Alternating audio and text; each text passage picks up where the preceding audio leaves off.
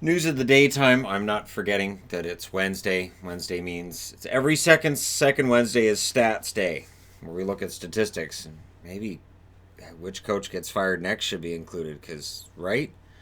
So and we'll discuss that. We're going to start off with some good news for Columbus fans. Cam Atkinson and Andrew Peake have been activated. So there you go. There's two guys coming back. They're starting to get things back together. Atkinson being back in the lineup is huge because for a team that's goal challenged like the Columbus Blue Jackets, having him back in the lineup should absolutely improve their luck that way. So yeah, we'll see if Columbus gets healthy and hopefully nothing else happens. We don't see, oh well, he's back and now Dubois hurt. Nothing like that. Brett Ritchie's on waivers for the Boston Bruins today. I'm not overly surprised. Ritchie goes from Dallas to Boston, and he's got the tools, he's got the physical size, everything's there. He just doesn't put it together on a regular basis, so he comes off as kind of expendable out of the lineup, and maybe somebody picks him up. I don't think so, but maybe somebody picks him up. I don't think Dallas does. I don't think Dallas would bring him back, but maybe somebody picks him up that again, because he does have all the tools, just not quite able to put them together. That's the problem. So, Boston's decided to waive him. Chris Stewart is also on waivers for the Philadelphia Flyers. With Chris Stewart in Philadelphia, he clearly was there to play an enforcer type role, an agitator role, and at this stage, they need to make some room, and Stewart's the one to go. And they had to do some other messing around with the roster today because Carter Hart is out for 2 to 3 weeks with an abdominal strain. In order to call up Alex Lyon to replace him, they had to put Farabee in the American Hockey League. So Farabee gets demoted, not due to his play, it's due to cap reasons. And so kind of shuffling the deck a little bit to make room for Lyon to come up and be the backup while Hart's out for the next couple of weeks. So I would think Elliott's going to get a ton of games over the next few weeks. And for Philadelphia, we'll see how this works for them because they are currently tied with Columbus for that second wildcard spot. And, well, things can get out of control quickly. Maybe fire the coach. That seems to be the answer everywhere right now. Peake Subban has come out today and said he's not requesting a trade in New Jersey. He has no intention of leaving the team. Now, there's two sides. Well, not necessarily two sides. There's two ways of looking at this. One, he may very well be saying, you know what, I came here, I want to be part of the solution.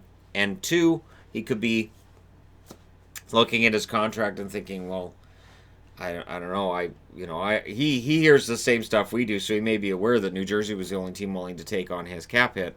So he may be coming out publicly and saying, yeah, no, I want to stay here because he knows New Jersey is the only city that was willing to pay his entire salary. Although there's some uncertainty, obviously, that's going to be there with the fact they've replaced the general manager. So with a new GM, who knows what happens with Subban? It may not have anything to do with the request. Ownership may come out and say, you know what, this guy's come in. It's not worth the cost. Find a way to get him off the books. Retain 50% of salary if you have to. Whatever you got to do, right? So I do think this is a storyline that will play itself out. I don't think it'll be between now and the deadline where we see anything happen with Subban, but over the summer, who knows? Over the summer, things could definitely change. Last night, Forsberg is the latest NHLer to score the lacrosse-style goal. Matthews, you've got to be next. Austin Matthews has been trying it. He's been working on it. I would think Matthews will be next if Sebastian Aho's not next because Svechnikov obviously is willing to teach this technique to his teammates. And again, it begs the question of whether or not, I don't know, it's one of those things where is the NHL at some point going to look at this goal and go, this looks ridiculous, we've got to do something. You can't carry the puck on your stick, or are they good with it? A highlight goal is a highlight goal, make it, it's fine. And when does Austin Matthews get one? Because he has to get one. I don't know that Ovechkin would. I think Ovechkin at this point, he's like, whatever, I've already scored more than 600 goals in this league. I don't need to get fancy with it. I'm just going to take my slapper from the left side and try to stop it. Or if Ovechkin steps into this and goes, yeah, I'll try it. And I could see Crosby maybe giving it a shot as well. Kind of surprised he didn't do one last night in his return to the NHL. And I'm fine. Look, lacrosse style goal. Beat that, Svetch. So there you go. Forsberg's the latest. That's the Nashville jersey, and we'll see what happens from here with NHL players trying that trick goal. And what other trick goal is next? Because we do seem to be in that age. Now, I wanted to mention this because I had somebody share the post with me that Adidas, for the upcoming game between Vancouver and San Jose, Adidas has produced a practice jersey in line with Chinese New Year. Now, Chinese New Year, I have a Chinese New Year puck from the Canucks last year. It's really cool. I like it. And I thought, yeah, that'd be all right. But it's practice jersey, and it's special practice jersey, which means no. So, much like the practice jerseys they had for 70s night and 80s night and all this, they're on auction, and I get the notices for the auction. The auction for these jerseys starts at $888. Now, that's Canadian, so it's less than that in American, but they start at $888. So no, I won't be getting one. The practice jersey, it's nice. It's red. It's got an orange logo on it. It looks really sharp, but it's got the 50th on it. It looks really nice. I'm not spending that. And that's the starting bid. And the bidding is between now and the 20th. So, yeah, no. That's insane. So, for collectors, great. All right. And I understand I'm viewed as a collector, and I collect the jerseys, but I don't consider myself to be a collector in terms of the game worn and the authentic on ice material. Nah, I don't need any of that. Just give me the Reebok Premier in this case, and I got it for $50 on Full Moon jerseys, of course, because Shea Weber gets traded, so the Shea Weber jersey goes on for cheap, and I'm like, I'll take that, and I took it. And good thing I did, because then they went over to Adidas, and now this one's really hard to find. But yeah, so if you want a Lunar New Year, Chinese New Year practice jersey, have money, win the lottery. And last but not least is the whole Vegas thing. So it was interesting in that on Sportsnet, the fan radio, they had, I believe it's Anthony Stewart, one of the other co-hosts, talking about Vegas and talking about knowing people within the organization. And the expectation is Vegas will always be first. The expectation is they're spending to the cap. They will be first. They will be the best in the Pacific. And anything less than a Stanley Cup is seen as a failure. This is a standard which it might work in the business world and it might work in some areas, but man, in the world of hockey where you've got so much parity, that's a standard that I don't know that there's any team that can live up to. We talk a lot about how Pittsburgh's this great, fantastic team. They're not always the best. They're not always first. They make the playoffs every year, but they're not always first. They got swept in the first round last year, so...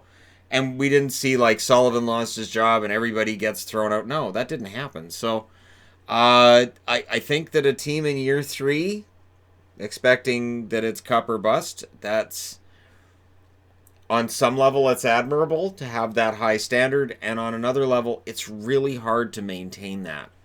They had the band of misfits the first year.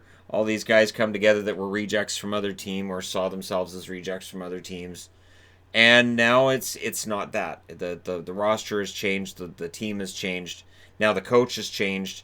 And it's possible they win a Stanley Cup, but it's just weird because we used to see this with the Montreal Canadiens. I remember the Montreal Canadiens in the 90s that you're a cup winner, you're nothing. And that was kind of how Montreal worked at that stage because people have been spoiled with the Montreal Canadiens of the 60s and 70s where Stanley Cups were just... That's what happened. You win Stanley Cups.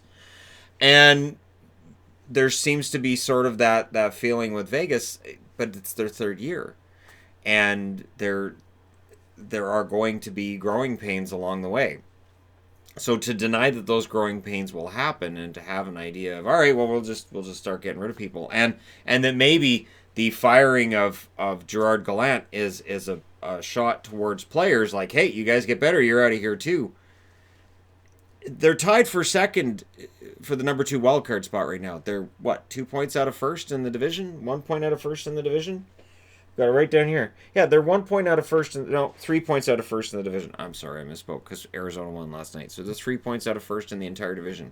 Yes, they've played more games than everybody else, but still, they're not a horrible team. So anyways, we'll see what happens with Vegas. I'm sure they will make some other news over the next 6 weeks now. Because if they're willing to get rid of the coach, that means that they're going to be making likely some trades towards the deadline, and we'll see how that affects the team going forward.